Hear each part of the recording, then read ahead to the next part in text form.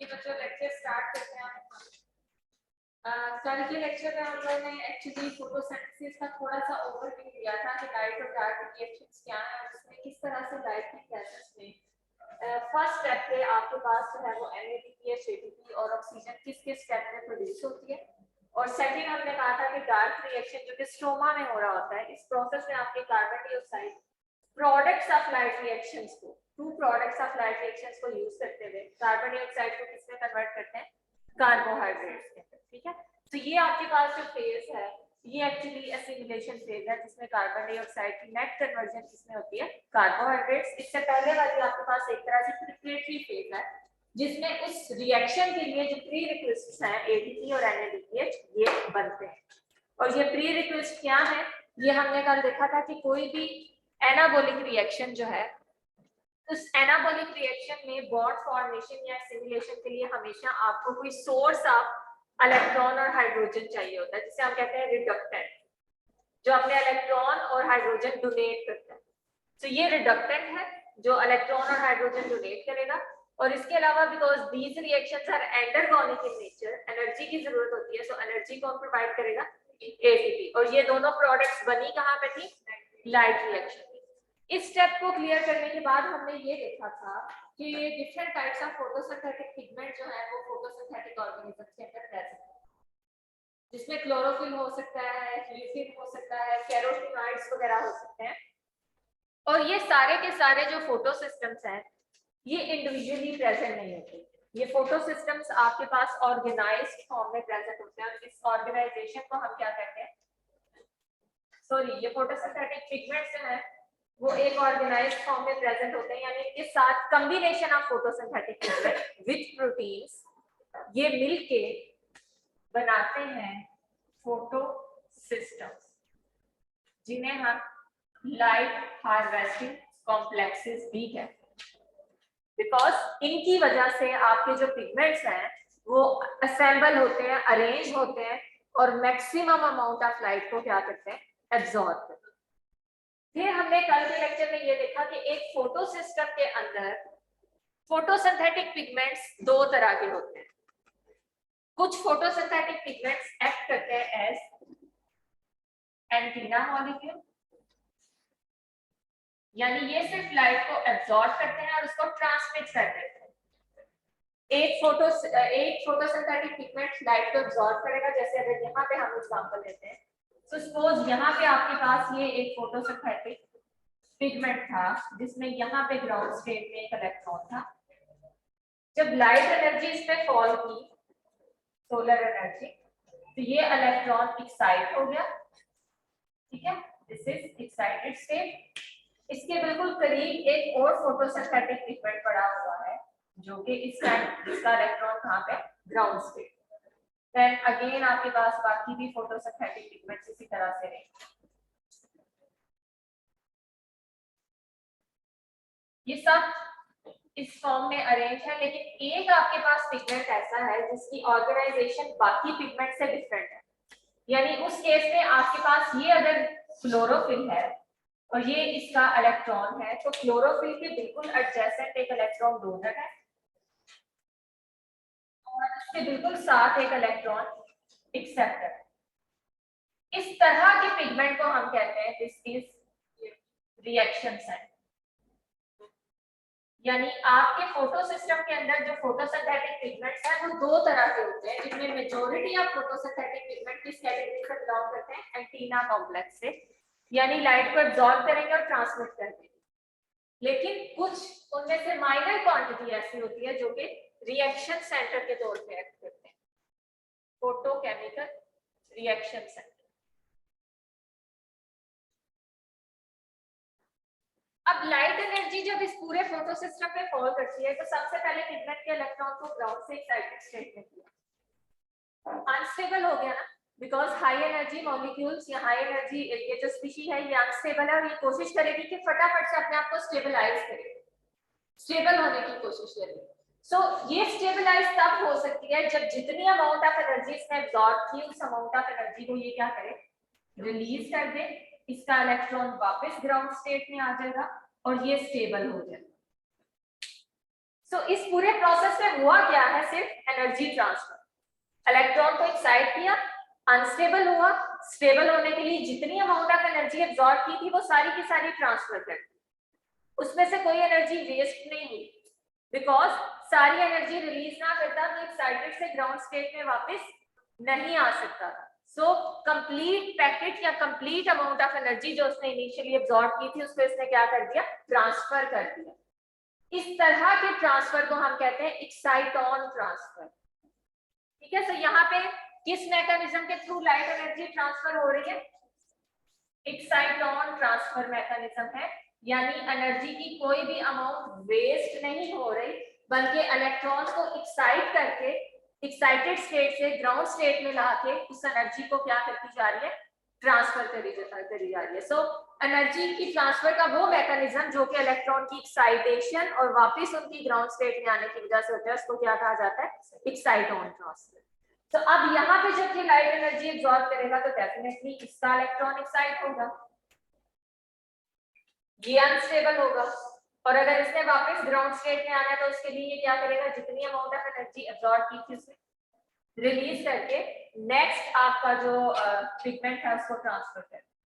तो इस तरह से आपकी जो लाइट एनर्जी है वो एक फोटोसिंथेटिक पिगमेंट से दूसरे, तीसरे और अल्टीमेटली रिएक्शन सेंटर क्लोरोफिल तक आ जाती है। ठीक है, सो एनर्जी, जितनी अमाउंट ऑफ एनर्जी इस पिगमेंट ने एब्जॉर्ब की थी, इसने वो कंप्लीट अमाउंट ऑफ एनर्जी यहाँ पे भेज दी, क्योंकि यहाँ पे तो कोई रिएक्शन स्टार्ट नहीं हुआ। रिएक्शन किस क्लोरोफिल पे स्टार्ट होना है, रिएक्शन सेंटर क्लोरोफिल पे, जिसके साथ एक इलेक्ट्रॉन डोनर और इलेक्ट्रॉन एक्सेप्टर पड़ा हो। उसके बगैर photosynthetic electron transport chain start नहीं होगी, फ्लो ऑफ इलेक्ट्रॉन स्टार्ट नहीं होगा। सो बाकी जितने पिगमेंट्स हैं वो जस्ट लाइक एंटीना लाइट को एब्सॉर्ब तो करेंगे लेकिन उससे ट्रांसफर करेंगे टुवर्ड्स फोटोकेमिकल रिएक्शन सेंटर, और फोटोकेमिकल रिएक्शन सेंटर पे फोटोसिंथेटिक लाइट रिएक्शन स्टार्ट होगा। जो कल हमने पढ़ा था ना कि इलेक्ट्रॉन्स का फ्लो, प्रोटॉन पंपिंग, वो एक्चुअली कहाँ पे होगा, रिएक्शन सेंटर के ऊपर। तो अब जो आप लोगों के साथ मैं डिस्कस करूंगी फोटो सिस्टम्स, वो एक्चुअली मैं उन रिएक्शन सेंटर्स को टारगेट करूंगी जहां पे लाइट रिएक्शन स्टार्ट होगी। इसमें कोई कंफ्यूजन करेंगे, कुछ हद तक ये कल हम लोगों ने डिस्कस किया था कि जब लाइट एनर्जी यहाँ पे फॉल करती है, ये ग्राफ सा मैकेनिज्म है जो कि अभी हम डिटेल में देखते हैं। लाइट एनर्जी जब यहाँ पे फॉल करेगी तो इसका इलेक्ट्रॉन एक्साइट होगा, बट यहाँ पे एक्साइटेड इलेक्ट्रॉन वापस नहीं आ सकता। उसकी वजह क्या है कि जब इलेक्ट्रॉन एक्साइट होगा तो ये इलेक्ट्रॉन एक्सेप्टर यहाँ पे प्रेजेंट है, बिकॉज इसकी इलेक्ट्रॉन के लिए एफिनिटी ज्यादा है, ये इस इलेक्ट्रॉन को यहाँ से अट्रैक्ट करेगा, जिसकी वजह से इस पे नेगेटिव चार्ज आ जाएगा, बिकॉज इसने इलेक्ट्रॉन को क्या किया, गेन कर लिया। और पीछे ये जो आपका क्लोरोफिल है इसके ऊपर कौन सा चार्ज आ जाएगा, पॉजिटिव। बट हम अफोर्ड नहीं कर सकते कि इसमें पॉजिटिव चार्ज रहे, बिकॉज अगर यहाँ पे होल रहा तो नेक्स्ट टाइम जो लाइट एनर्जी आएगी वो तो इसे एक्साइट नहीं कर सकेगी। तो इसके इस होल को पूरा करना बहुत जरूरी है। तो उसके लिए जो नीचे डोनर है वो सेक्रीफाइस करेगा और अपना इलेक्ट्रॉन इसको डोनेट कर देगा, बिकॉज डोनर के मुकाबले में इसकी इलेक्ट्रॉन के लिए एफिनिटी क्या है, ज्यादा है। ये डोनर है, ये डोनेट करेगा, तो यहाँ पे होल क्रिएट हो जाएगा और इस होल का कोई फर्क नहीं पड़ता लाइट रिएक्शन के ऊपर। तो ये आपकी species as a donor act करेगी और ये स्पीशी एक्ट करेगी एज ए एक्सेप्टर। और लाइट रिएक्शन में आपका डोनर कौन होता है, वाटर, और फाइनल एक्सेप्टर कौन होता है, NADP प्लस, जो कि एक्सेप्ट करने के बाद किसमें कन्वर्ट हो जाता है, NADPH प्लस प्रोटॉन में, और ये डोनेट करने के बाद ऑक्सीजन को क्या कर देता है, रिलीज करता है। ठीक है, ये समरी माइंड में रखिएगा और इसको हम अभी डिटेल में देखते हैं। यहाँ तक किसी स्टूडेंट को कुछ कंफ्यूजन ओके।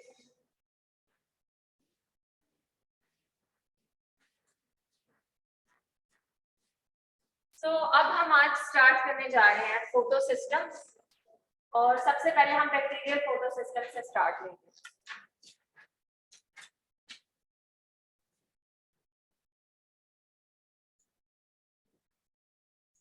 नॉर्मली बैक्टीरिया के अंदर दो बहुत ही कॉमन और प्रीडोमिनेंट फोटो सिस्टम्स हैं, और मैं सिर्फ उनके रिएक्शन सेंटर्स आप लोगों के सामने डिस्कस करूंगी, जिसमें से एक है pheophytin quinone reaction centre,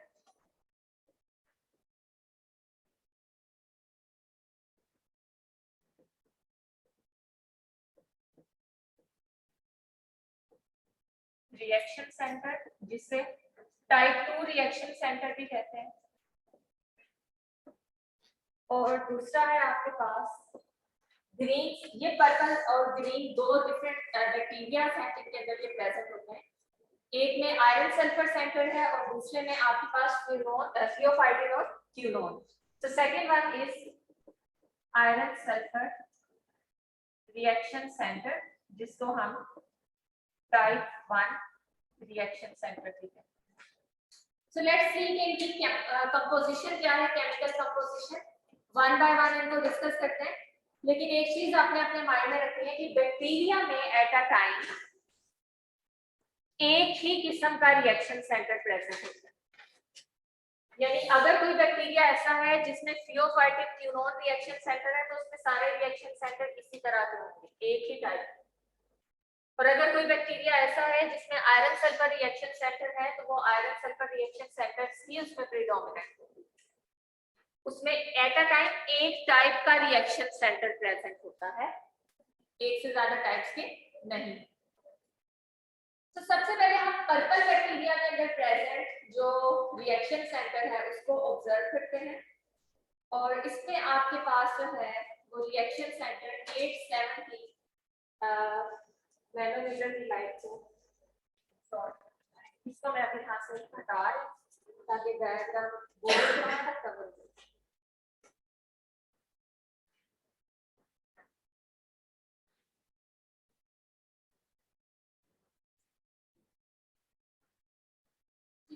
so reaction centre को हम डिस्कस करते हैं। इसमें आपके पास रिएक्शन सेंटर के ऊपर जो क्लोरोफिल है ये 870 वेवलेंथ की लाइट को एब्सॉर्ब करता है। यानी आपके पास जो है इस फोटो सिस्टम की मैक्सिमम एब्सॉर्प्शन किस वेवलेंथ के ऊपर होगी, 870 के ऊपर। दैट्स व्हाई इसे P870 कहा जाता है। मींस के फोटो सिस्टम जो कि 870 नैनोमीटर की लाइट को मैक्सिमम क्या करेगा, absorb.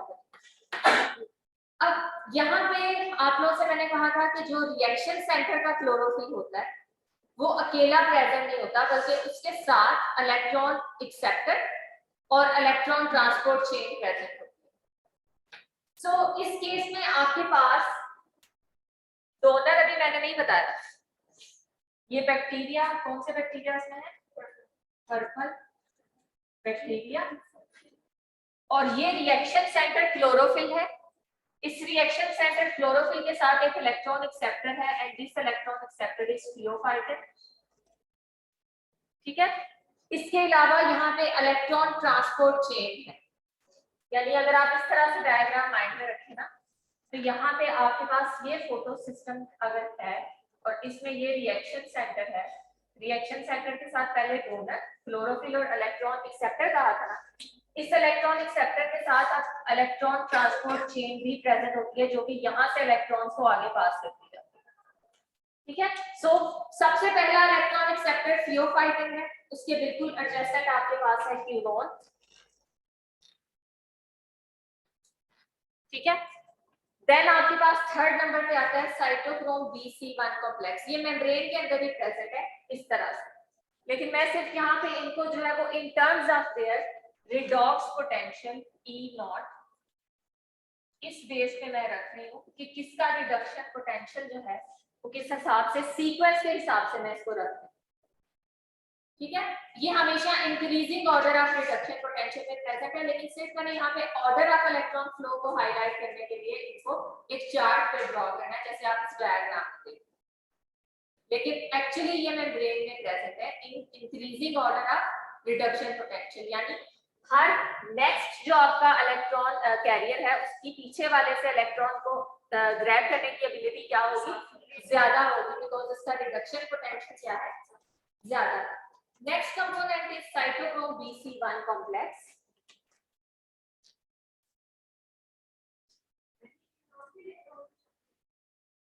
G. And third one is cytochrome C2. Sorry, fourth one is cytochrome C2.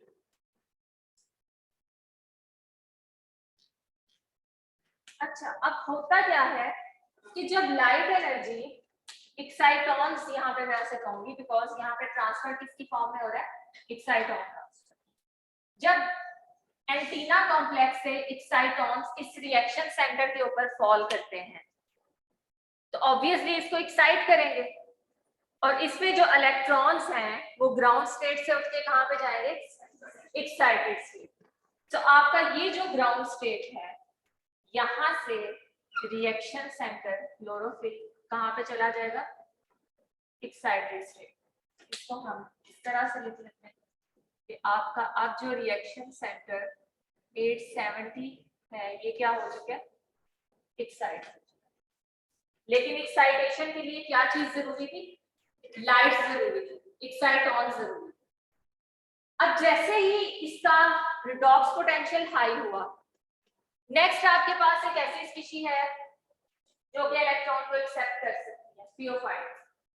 सो अब इलेक्ट्रॉन्स का फ्लो स्टार्ट होगा फ्रॉम हियर टू, यानी इलेक्ट्रॉन्स अब वापस नहीं जाएंगे बल्कि नेक्स्ट इलेक्ट्रॉन एक्सेप्टर कौन सा है, थियोफाइटिक, जो कि उन इलेक्ट्रॉन्स को क्या करेगा, एक्सेप्ट करेगा। थियोफाइटिक के बिल्कुल एडजेसेंट क्यूनोन है और ये आप लोगों ने इलेक्ट्रॉन ट्रांसपोर्ट चेन में भी पढ़ा था कि एक क्यूनोन, जिन बच्चों ने बायोमेट्रिक्स नहीं पढ़ी उनके लिए मैं यहाँ पे बता दूं कि जो इलेक्ट्रॉन कैरियर्स होते हैं ना इलेक्ट्रॉन ट्रांसपोर्ट चेन में, ये चेन है ना, एक चेन में आपके इलेक्ट्रॉन्स फ्लो करें, तो इस तरह की असेंबली को हम कहते हैं इलेक्ट्रॉन ट्रांसपोर्ट चेन, यानी वो चेन जहां से गुजर के इलेक्ट्रॉन ट्रांसफर होंगे फाइनल किसी भी मॉलिक्यूल पर। इलेक्ट्रॉन ट्रांसपोर्ट चेन में जो कंपोनेंट्स होते हैं उनमें से कुछ कंपोनेंट्स ऐसे होते हैं जो कि इलेक्ट्रॉन्स को एज इट इज एक्सेप्ट कर लेते हैं, फ्री इलेक्ट्रॉन्स को एक्सेप्ट कर लेते हैं। जैसे यहाँ पे आप देख रहे हो थियोफाइटिक, कुछ कंपोनेंट्स ऐसे होते हैं जैसे थियोफाइटिक, ये डायरेक्टली इलेक्ट्रॉन को एक्सेप्ट करके ऑक्सीडाइज से क्या हो जाते हैं, रिड्यूस, यानी ये आपके पास रिड्यूस फॉर्म है जिसने इलेक्ट्रॉन को एक्सेप्ट किया और ये फॉर्म क्या थी, ऑक्सीडाइज्ड, और जिसने डायरेक्टली खाली इलेक्ट्रॉन को एक्सेप्ट कर लिया। लेकिन कुछ कंपोनेंट्स ऐसे होते हैं जो कि इलेक्ट्रॉन को खाली एक्सेप्ट नहीं करते बल्कि इनकी रिक्वायरमेंट होती है कि एक इलेक्ट्रॉन के साथ मुझे एक प्रोटॉन भी चाहिए। इन अदर वर्ड्स ये कंप्लीट हाइड्रोजन एटम को एक्सेप्ट करते हैं। Hydrogen is a combination of one electron and one proton ना, तो इट मींस कि अगर एक इलेक्ट्रॉन के साथ एक प्रोटॉन चाहिए तो these are not electron carriers, these are hydrogen atom carriers. पूरा हाइड्रोजन, एक इलेक्ट्रॉन और प्रोटॉन दोनों इनको चाहिए, ठीक है। सो इसकी एक एग्जांपल है क्यूनॉन। सो जब ये एक्सेप्ट करता है इलेक्ट्रॉन को हाइड्रोजन के साथ तो रिड्यूस होके कन्वर्ट हो जाता है QH में। एक तो ये बात याद रख ली कि कुछ कैरियर्स खाली इलेक्ट्रॉन को एक्सेप्ट करते हैं, कुछ कैरियर्स इलेक्ट्रॉन के साथ प्रोटॉन को एक्सेप्ट करते हैं, दैट्स व्हाई हम हाइड्रोजन कैरियर्स कहते हैं। दूसरी बात, कुछ कैरियर्स एट अ टाइम एक ही इलेक्ट्रॉन को एक्सेप्ट कर सकते हैं और कुछ कैरियर्स एक से ज्यादा इलेक्ट्रॉन्स को एक्सेप्ट करेंगे। जैसे थियोफाइटिन मैक्सिमम एक इलेक्ट्रॉन को एक्सेप्ट करेगा और जब तक वो इलेक्ट्रॉन आगे ट्रांसफर नहीं करता पीछे से दूसरे इलेक्ट्रॉन को एक्सेप्ट नहीं कर सकता, व्हिच मींस इज कि इसकी वन टाइम इलेक्ट्रॉन ट्रांसफर करने की मैक्सिमम एबिलिटी कितनी है, सिंगल इलेक्ट्रॉन। एक इलेक्ट्रॉन से ज्यादा इलेक्ट्रॉन को ये पिक नहीं कर सकता, उसके लिए पहले वाला इलेक्ट्रॉन आगे भेजेगा और फिर पीछे से किसी इलेक्ट्रॉन को क्या करेगा, एक्सेप्ट करेगा। लेकिन कुछ कैरियर्स ऐसे होते हैं जो कि फ्लेक्सिबल होते हैं, एक इलेक्ट्रॉन मिल रहा है उसको भी पकड़ लेते हैं, दो मिलते हैं तो उनको भी पकड़ लेते हैं, यानी मैक्सिमम 2 इलेक्ट्रॉन्स को एक्सेप्ट कर सकते हैं लेकिन एक से भी उनका गुजारा हो सकता है। इसकी एग्जांपल है क्यूनॉन। क्यूनॉन जब एक इलेक्ट्रॉन को एक्सेप्ट करेगी एक प्रोटॉन के साथ तो ये सेमी क्यूनॉन में कन्वर्ट होगी, व्हिच मींस इज कि ये कंप्लीटली रिड्यूस नहीं हुई, इसमें अभी भी एक इलेक्ट्रॉन को एक्सेप्ट करने की एबिलिटी है, ठीक है। अगर मीडियम से इसे दूसरा इलेक्ट्रॉन मिल सकता है तो ये उस इलेक्ट्रॉन को भी एक्सेप्ट करेगी, लेकिन इलेक्ट्रॉन के साथ दोबारा क्या चाहिए होगा, प्रोटॉन। और अब ये QH2 यानी क्यूनोल में कन्वर्ट हो जाएगी, which is completely reduced form, यानी इससे ज्यादा इलेक्ट्रॉन्स ये एक्सेप्ट नहीं कर सकते। तो मैंने क्या चीज बताई कि इलेक्ट्रॉन ट्रांसपोर्ट चेन में कॉम्प्लेक्सेस दो तरह के होते हैं। कुछ कॉम्प्लेक्सेस ऐसे होते हैं जो कि फ्री इलेक्ट्रॉन्स को एक्सेप्ट कर सकते हैं, उसको ट्रांसफर कर सकते हैं, जैसे कि थियोफाइटिन सिंगल इलेक्ट्रॉन को एक्सेप्ट करेगा या खाली इलेक्ट्रॉन को एक्सेप्ट करेगा और उसे ट्रांसफर कर देगा।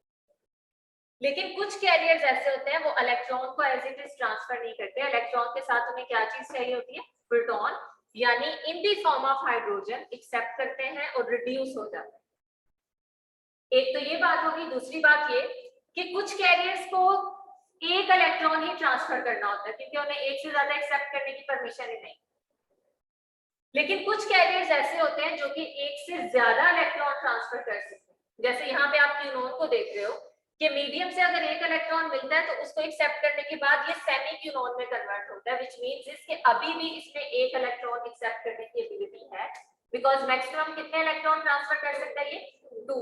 सो अगर सेकंड इलेक्ट्रॉन मिलेगा, अगेन उस इलेक्ट्रॉन को विद प्रोटॉन एक्सेप्ट करेगा जैसे पहले किया था और कन्वर्ट हो जाएगा अपनी कंप्लीटली रिड्यूस्ड फॉर्म में, यानी मैक्सिमम जितने इलेक्ट्रॉन ये एक्सेप्ट कर सकता था वो इसने कर लिया। क्लियर हो गया ये पॉइंट?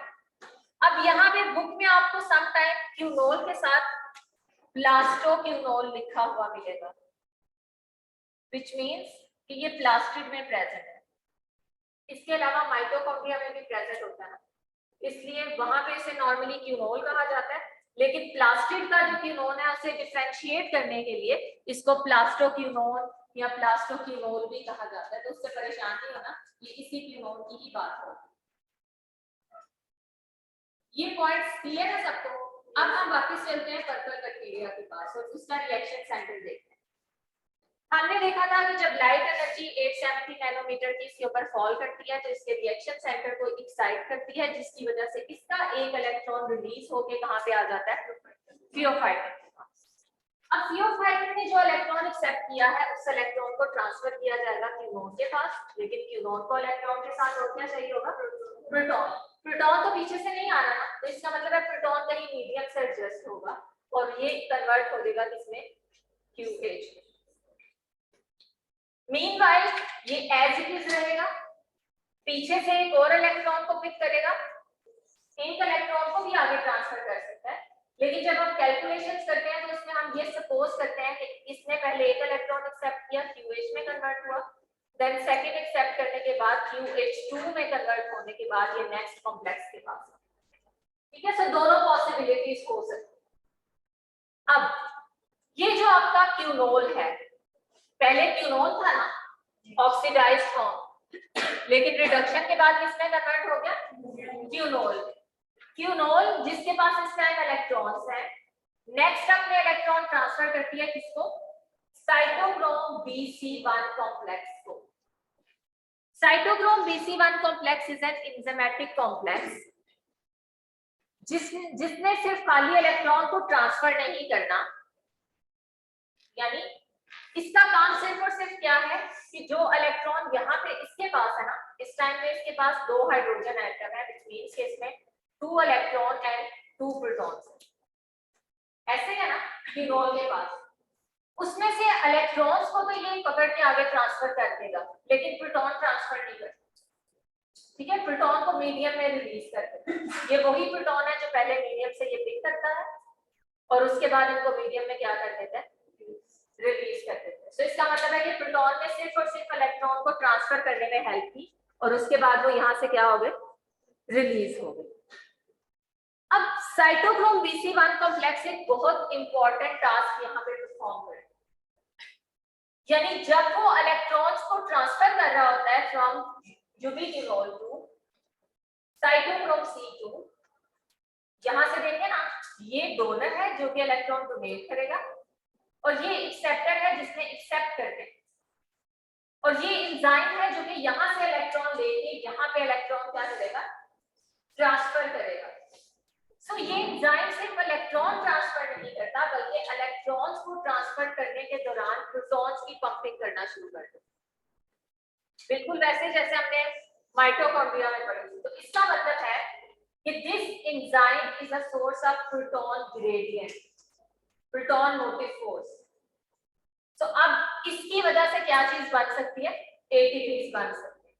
तो जो भी कॉम्प्लेक्स प्रोटॉन्स का ग्रेडियंट करवाता है एक्चुअली वो कंट्रीब्यूट करता है किसमें, एटीपी फॉर्मेशन में, बिकॉज वी ऑल नो कि प्रोटॉन्स की ग्रेडियंट की वजह से जो एनर्जी प्रोड्यूस होती है प्रोटॉन मोटिव फोर्स वो अल्टीमेटली एटीपी प्रोडक्शन में यूज होती है। कैसे होती है उसको हम इन डिटेल डिस्कस करेंगे।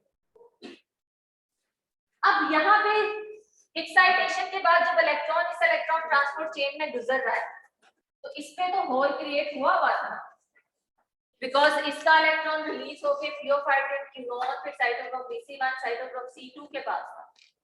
अभी तक इस पे होल ही है, तो वो होल कौन यहाँ पे फिल करेगा। In case of purple bacteria किसी भी इलेक्ट्रॉन डोनर की जरूरत नहीं होती, बिकॉज यहाँ पे जो फ्लो ऑफ इलेक्ट्रॉन है वो साइक्लिक फ्लो ऑफ इलेक्ट्रॉन है, यानी इलेक्ट्रॉन साइटोक्रोम C2 से वापस इस रिएक्शन सेंटर तक आ जाए। सो डेफिशिएंसी क्या हो जाती है, पूरी हो जाती है। तो समटाइम ये कहा जाता है कि फिर इलेक्ट्रॉन्स को यहाँ से गुजरने की जरूरत क्या है, साइक्लिक इलेक्ट्रॉन फ्लो है, वही इलेक्ट्रॉन जो यहाँ पे एक्साइट हुआ था इस चेन से गुजर के यहाँ पे वापस आ रहा है, इसकी क्या जरूरत है। तो इस केस में जरूरत ये है कि अगर इलेक्ट्रॉन यहाँ से ना गुजरता तो प्रोटॉन ग्रेडियंट नहीं बना, और अगर प्रोटॉन ग्रेडियंट नहीं बनता तो एटीपीज नहीं बनने थे, जो कि लाइट रिएक्शन के लिए क्या है, जरूरी है। ठीक है, तो यहाँ पे आपका ये जो पर्पल बैक्टीरिया है इनका रिएक्शन सेंटर कुछ इस तरह से वर्क करता है। इसको एक बार देख लें, अगर कोई क्वेश्चन है तो पूछ लें, उसके बाद हम सेकंड रिएक्शन सेंटर को डिस्कस करें।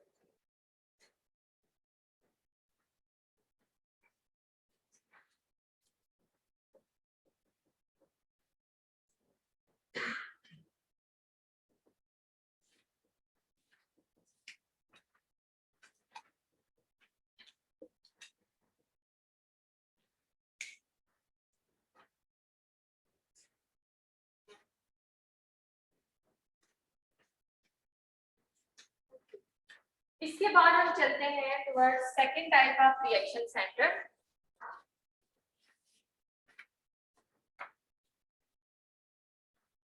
और ये रिएक्शन सेंटर कौन सा है, ग्रीन सल्फर बैक्टीरिया का, which is iron and sulphur type. इससे पहले पर्पल बैक्टीरिया का था और अब आपके पास है ग्रीन सल्फर बैक्टीरिया। और ये रिएक्शन सेंटर किस टाइप का है, आयरन एंड सल्फर, जिसे टाइप 1 रिएक्शन सेंटर।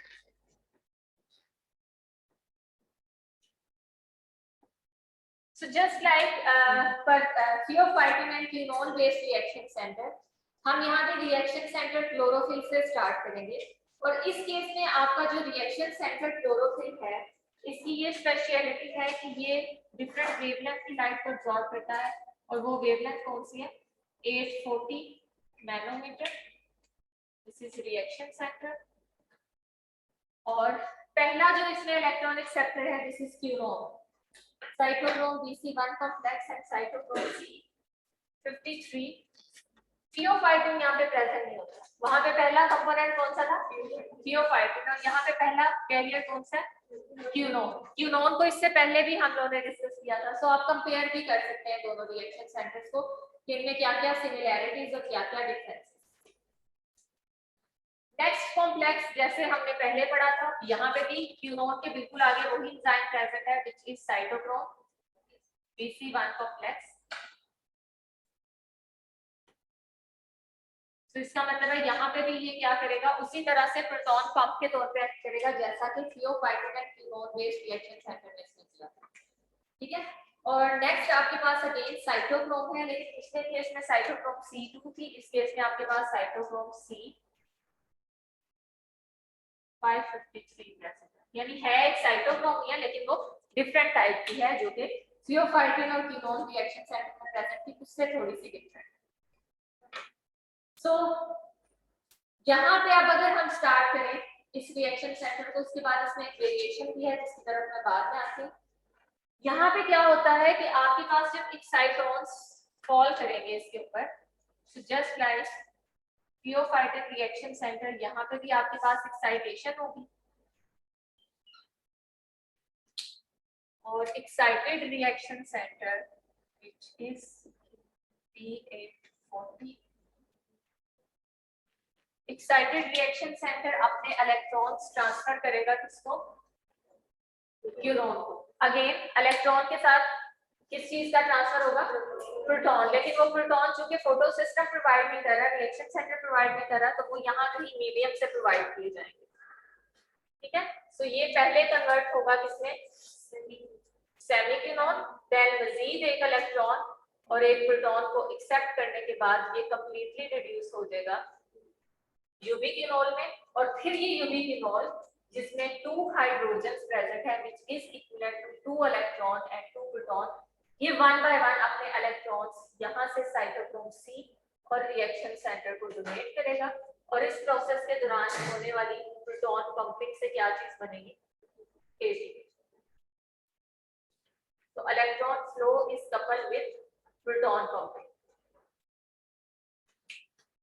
तो ये कुछ हद तक हमें लग रहा है पर्पल बैक्टीरिया जैसा, इसमें भी साइक्लिक इलेक्ट्रॉन फ्लो। उसी तरह से आपको किसी डोनर की जरूरत नहीं है, सिर्फ एक डिफरेंस है, वो क्या है, इसमें थियोफाइटिक है। ठीक है, अब हम आते हैं एक और केस की तरफ, और वो क्या है कि समटाइम्स इस साइक्लिक इलेक्ट्रॉन फ्लो की बजाय आपका ये जो एक्साइटेड क्लोरोफिल है, ये क्यूनोन को इलेक्ट्रॉन देने की बजाय इलेक्ट्रॉन्स को एक और कैरियर की तरफ भेज देता है, यानी इस पाथ को फॉलो करने की बजाय अपने इलेक्ट्रॉन्स भेज देता है किसको, ferredoxin.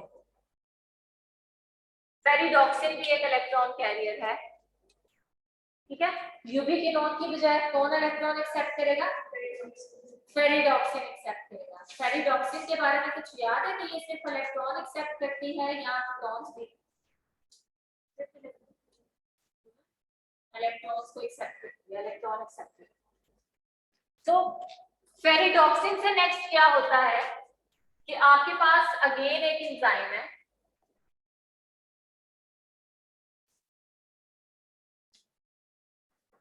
Ferredoxin 2 NAD oxido reductase.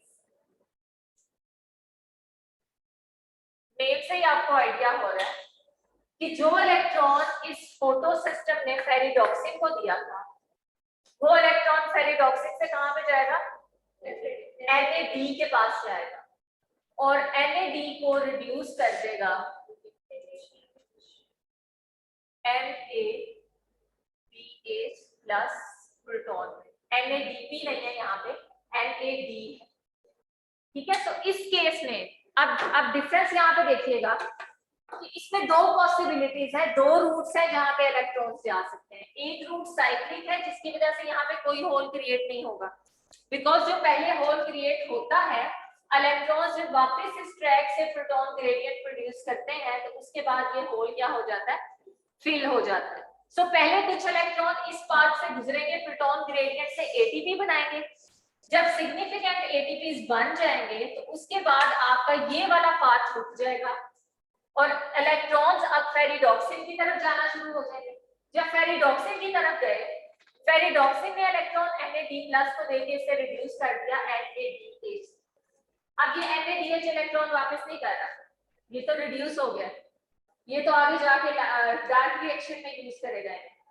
तो इस केस में आपके यहाँ पे होल क्रिएट हो गया, डेफिशिएंसी क्रिएट हो गई है जिसको पूरा करना जरूरी है। ठीक है, सो ये फ्लो आपका साइक्लिक था जिसमें कोई डेफिशिएंसी क्रिएट नहीं होती, and this flow is non cyclic जिसमें आपका एक होल क्रिएट होगा। So non cyclic electron flow में जो रिएक्शन सेंटर के ऊपर डेफिशिएंसी है, उस डेफिशिएंसी को सेटिस्फाई करने के लिए डोनर होना चाहिए ना। सो इन बैक्टीरिया के अंदर वो डोनर है H2S, जिससे ये सल्फर गैस को रिलीज करते हैं और इलेक्ट्रॉन और हाइड्रोजन से इस होल को क्या करते हैं, पूरा करते हैं। प्लांट्स के अंदर वाटर था, H2O, लेकिन यहाँ पे हाइड्रोजन सल्फाइड गैस है H2S। H2O जब यूज होता है तो ऑक्सीजन रिलीज हो जाती है ऐसा गैस, जब H2S यूज होगा तो सल्फर गैस रिलीज होगी। दैट्स व्हाई इनको ग्रीन सल्फर बैक्टीरिया भी कहा जाता है। ये समझ में आया सबको? ठीक है, सो ये दो टाइप्स के रिएक्शन सेंटर्स हैं और इनको आपने अच्छे से कंपेयर करना है कि इनकी क्या सिग्निफिकेंस है। ये वाला रिएक्शन सेंटर ज्यादा सोफिस्टिकेटेड, ज्यादा स्पेशलाइज्ड है क्योंकि ये दोनों प्रोडक्ट्स बना सकता है, एटीपीज भी बना सकता है और रिड्यूसिंग एजेंट भी बना सकता है। पीछे वाले रिएक्शन सेंटर में सिर्फ एटीपीज बन रहे थे, वहां पे NADH नहीं बन रहा था। सो NADH के लिए उन बैक्टीरिया को कोई और सोर्स चाहिए होगा क्योंकि फोटो सिस्टम से NADH नहीं बन रहा। क्लियर हो गया? एक बार देखिए इसको, उसके बाद हम प्लांट्स के फोटो सिस्टम्स की तरफ चलते हैं। फिर एक पॉइंट मैंने आपसे डिस्कस करना है कि ये फोटो सिस्टम्स की फॉर्म में अरेंज होने का क्या फायदा हो सकता है थर्मोडायनेमिक। लास्ट पे आयरन का क्या रोल है? पेरिडॉक्सिन एक आयरन कंटेनिंग प्रोटीन है, तो इस तरह से उसको हाईलाइट करने के लिए, और सल्फर चूंकि ये रिलीज करते हैं साथ, तो ये दो यूनिक चीजें इस फोटो सिस्टम के अंदर पहली दफा दिखाई देती हैं।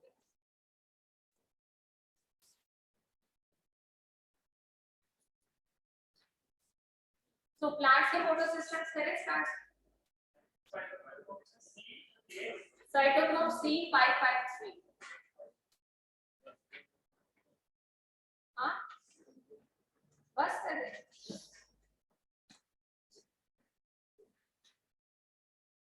जो करेगा बस करें वो यहाँ पे आके डायग्राम करें।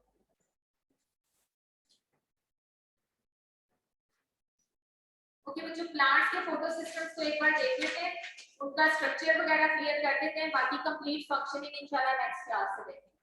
ठीक है, प्लांट्स के फोटोसिस्टम्स को बैक्टीरियल फोटोसिस्टम्स के साथ कंपेयर करते हैं। फिर ये क्वेश्चन लास्ट में मैंने क्लियर करना है कि फोटोसिस्टम्स की फॉर्म में अरेंज होने का क्या फायदा है, क्या फोटोसिंथेसिस के प्रोसेस को काइनेटिकली और थर्मोडायनामिकली कोई फायदा होता है फोटोसिस्टम्स का या नहीं। एक तो फायदा हमने यहाँ पे देखा ना कि जब पिगमेंट्स फोटोसिस्टम्स की फॉर्म में स्टोर होते हैं तो लाइट एब्जॉर्प्शन मैक्सिमम हो जाती है।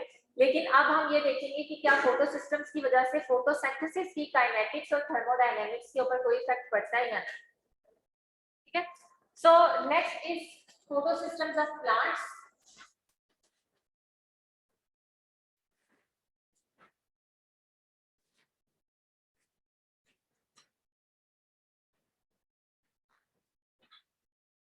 अच्छा बच्चों, एक चीज जो आपने याद रखनी है वो ये कि बैक्टीरियल और प्लांट्स के फोटोसिस्टम्स में सबसे मेजर डिफरेंस ये है कि बैक्टीरिया में, जैसे मैंने पहले कहा था कि एट अ टाइम किसी एक बैक्टीरिया के अंदर एक ही तरह का फोटोसिस्टम जो है वो प्रीडोमिनेंट होता है, लेकिन प्लांट के अंदर दोनों फोटोसिस्टम्स साइमल्टेनियसली प्रेजेंट होते हैं एक ही कंपार्टमेंट के अंदर और इकट्ठे वर्क करते हैं।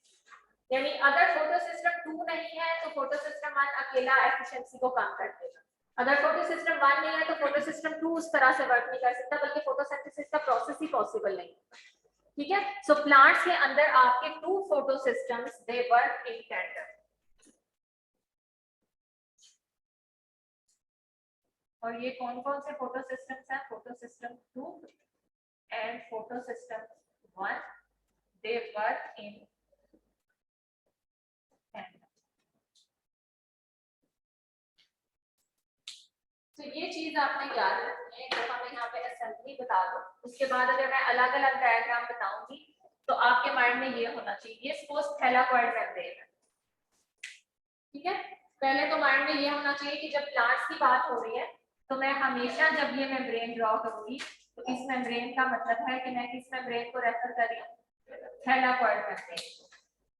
तो थैलाकॉइड मेम्ब्रेन के अंदर आपके पास फोटोसिस्टम 2 प्रेजेंट होगा। अब फोटोसिस्टम 2 में जो रिएक्शन सेंटर, जो इलेक्ट्रॉन ट्रांसपोर्ट चेन मैं यहाँ इस पे डिस्कस करूंगी वो इस पूरे फोटोसिस्टम के अंदर है। ठीक है, सो ये माइंड में होना चाहिए कि इस तरह का अगर मैं आपके सामने डायग्राम ड्रॉ करती हूँ फोटोसिस्टम 2 की, तो वो इस तरह थैलाकॉइड मेम्ब्रेन के अंदर ऑर्गेनाइज्ड। देन इसी फोटोसिस्टम 2 से बिल्कुल कुछ डिस्टेंस पे आपके पास क्या चीज प्रेजेंट होती है? फोटोसिस्टम 1, इसका भी एक रिएक्शन सेंटर और उसके साथ इलेक्ट्रॉन ट्रांसपोर्ट चेन प्रेजेंट है। This is photo system 1। और फोटो सिस्टम 2 से इलेक्ट्रॉन्स को फोटो सिस्टम 1 तक लाने के लिए कुछ कैरियर्स होते हैं, एंजाइम्स हो सकते हैं, कैरियर्स हो सकते हैं। जैसे यहाँ पे आपने एक एंजाइम देखा है साइटोक्रोम BC1 कॉम्प्लेक्स। सो यहाँ पे भी कुछ ऐसे एंजाइम्स प्रेजेंट हैं जो कि प्रोटॉन पंपिंग का काम करते हैं, जिसमें साइटोक्रोम B6F कॉम्प्लेक्स है।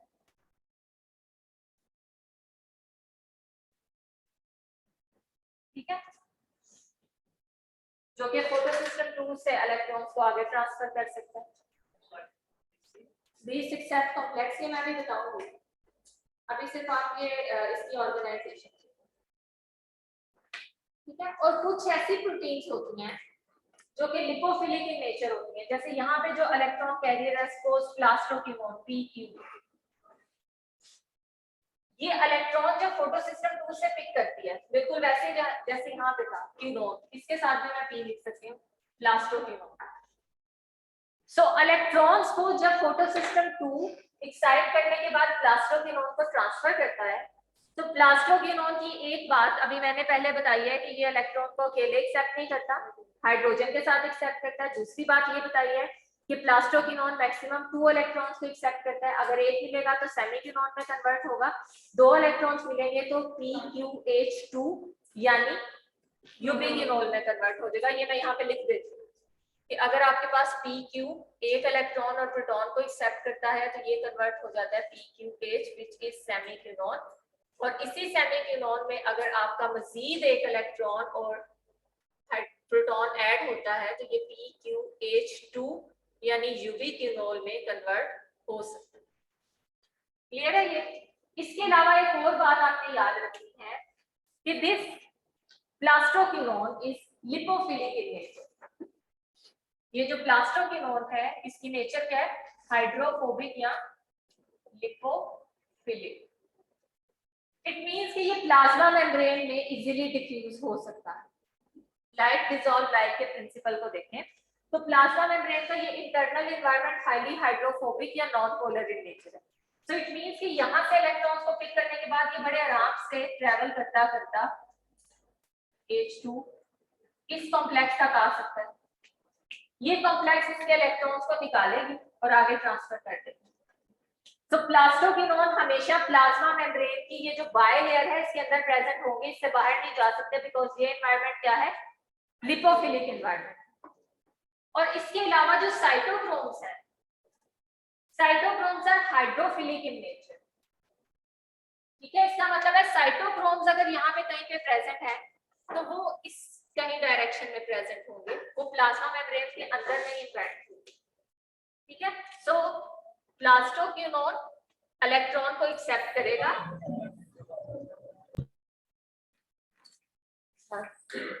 आखिरी 10 मिनट शुरू हो गए, तुम लोग को डोज चाहिए होती है इसमें।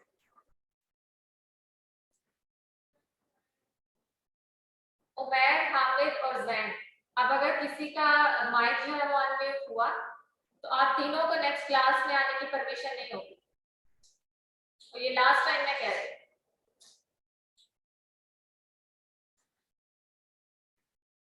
यस, सो ये चीज याद रखनी है, फोटो सिस्टम 2 फोटो सिस्टम 1 इनके रिएक्शन साइकिल के साथ कुछ ऐसे मॉलिक्यूल्स हैं, कुछ ऐसे एक्सेप्टर हैं जो इलेक्ट्रॉन्स को एक्सेप्ट करते हैं। और इलेक्ट्रॉन को पिक करने वाला कैरियर लिपोफिलिक भी हो सकता है, हाइड्रोफिलिक भी हो सकता है। लिपोफिलिक कैरियर हमेशा प्लाज्मा मेम्ब्रेन में ट्रेवल करता करता नेक्स्ट कॉम्प्लेक्स के पास जाता है और उसे कहता है कि मेरे इलेक्ट्रॉन्स पिक करके आगे पहुंचा दो। ठीक है, सो साइटोक्रोम B6F कॉम्प्लेक्स, बिल्कुल इसी को माइंड में रखें। ये Q यहाँ पे मैंने जो लिखा है वो बिल्कुल वैसा ही है जैसा बैक्टीरिया में था। साइटोक्रोम B6F कॉम्प्लेक्स जो प्लांट में प्रेजेंट है it is analogous to cytochrome BC1 complex, और साइटोक्रोम्स जो है वो यहाँ पे आपको नजर आ रहे हैं। ठीक है, so ubiquinol are lipophilic, cytochrome B6F complex is a proton pump, और जो साइटोक्रोम्स हैं these are hydrophilic. So electrons यहाँ से ट्रेवल करते करते यहाँ तक जाएंगे और ये हाइड्रोफिलिक कैरियर फिर उसको फोटो सिस्टम 2 और आगे फाइनली NADP+ तक ट्रांसफर करेंगे।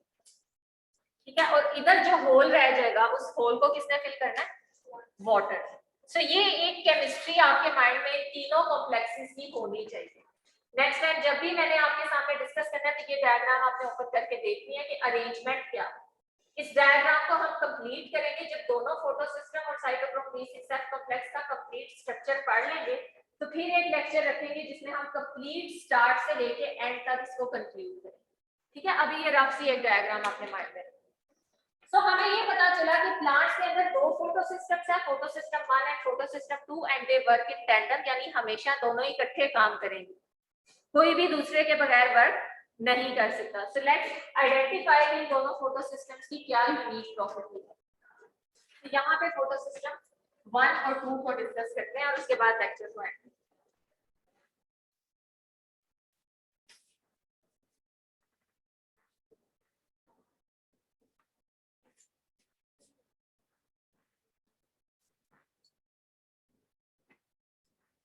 फोटो सिस्टम 2 से स्टार्ट करते हैं।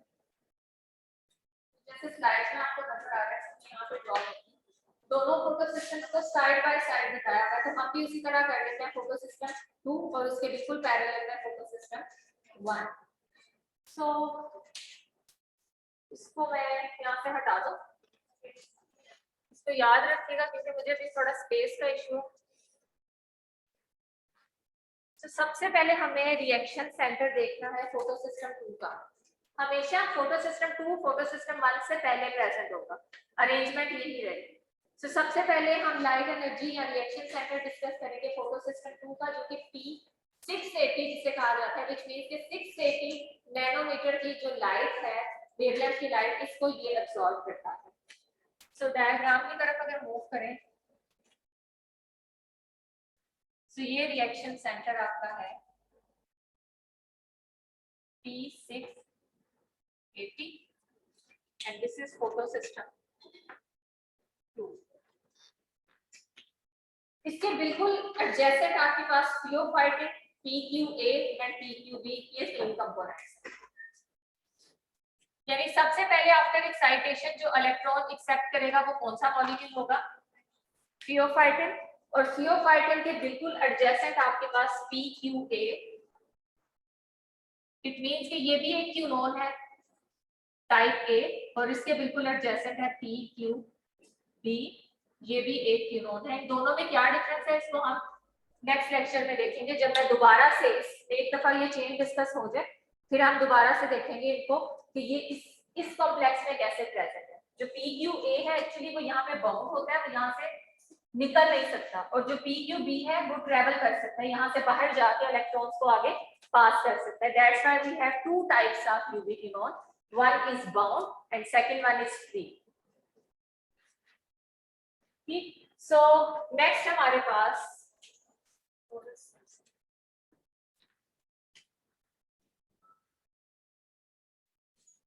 PQA and PQB।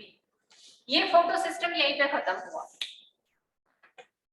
यानी यहाँ पे आपके पास अगर डॉटेड लाइन से मैं बताऊं तो ये फोटो सिस्टम 2 के अंदर जो कंपोनेंट्स प्रेजेंट थे वो कंप्लीट हो गए। अब इससे एडजेसेंट आपके पास मेम्ब्रेन में कौन सा कॉम्प्लेक्स प्रेजेंट है, साइटोक्रोम B6F कॉम्प्लेक्स। तो नेक्स्ट हम यहाँ पे ड्रॉ करते हैं कि इलेक्ट्रॉन का नेक्स्ट पाथ क्या होगा, साइटोक्रोम B6F कॉम्प्लेक्स, जो कि इटसेल्फ एक एंजाइम है, इसका पार्ट नहीं है, फोटो सिस्टम 2 का पार्ट नहीं है, ये अलग एक एंजाइम।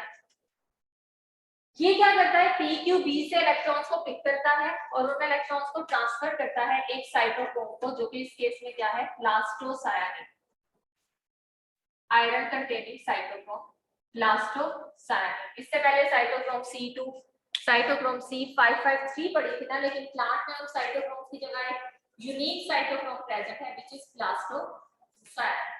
यहां तक आप लोगों का कॉम्प्लेक्स 2 और उसकी कॉम्प्लेक्स 1 से पहले तक की जो अरेंजमेंट है वो खत्म हुई। यहाँ पे देखो तो photo system 2 cytochrome B6F complex and then plastocyanin, this is plastocyanin. अब इसके आगे हमारे पास अरेंजमेंट स्टार्ट होगी किसकी, फोटो सिस्टम 1। और फोटो सिस्टम 1 का जो रिएक्शन सेंटर है वो 700 वेवलेंथ की लाइट को अब्सॉर्ब करता है। अब इसको उतारें, यस, ये 700 वेवलेंथ की लाइट को क्या करता है, एब्जॉर्ब करता है।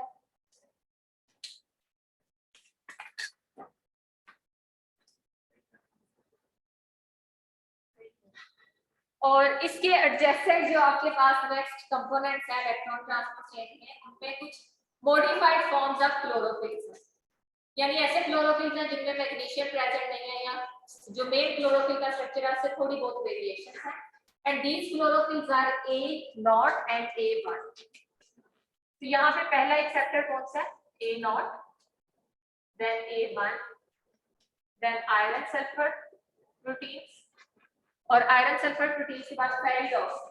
Yes, after iron sulphur proteins we have ferredoxin, और फेरिडॉक्सिन के बिल्कुल एडजेसेंट अगेन यहाँ पे NAD+ से पहले एक और एंजाइम है, ठीक है, and the name of this enzyme is ferredoxin 2 NADP+ oxido reductase, जो कि इन इलेक्ट्रॉन्स को किसको ट्रांसफर करेगा, NADP+ को उसे रिड्यूस करेगा। अभी मैंने इसलिए लिखा कि इलेक्ट्रॉन ट्रांसफर अभी स्टार्ट नहीं हुआ।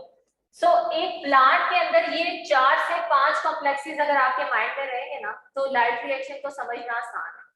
सबसे पहले फोटोसिस्टम 2, उसकी अरेंजमेंट वो लिखी हुई है।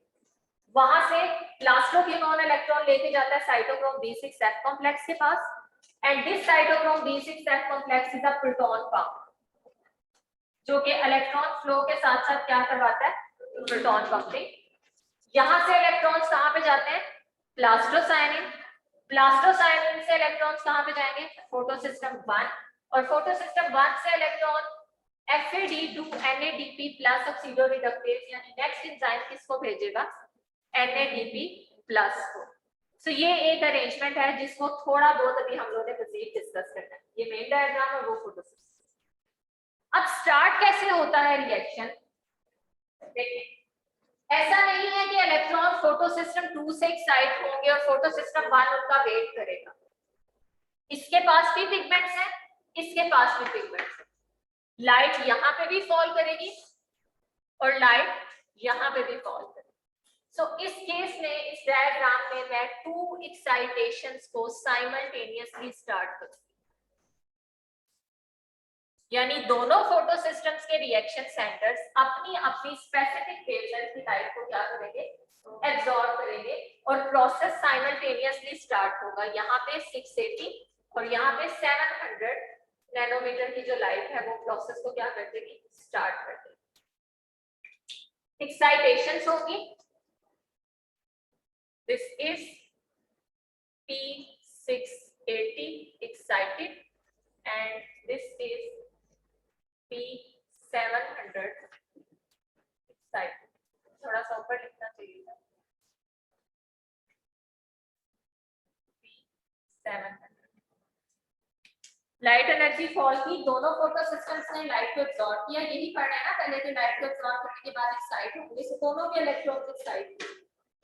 अब इस केस में क्या है कि फोटो सिस्टम 2 के इलेक्ट्रॉन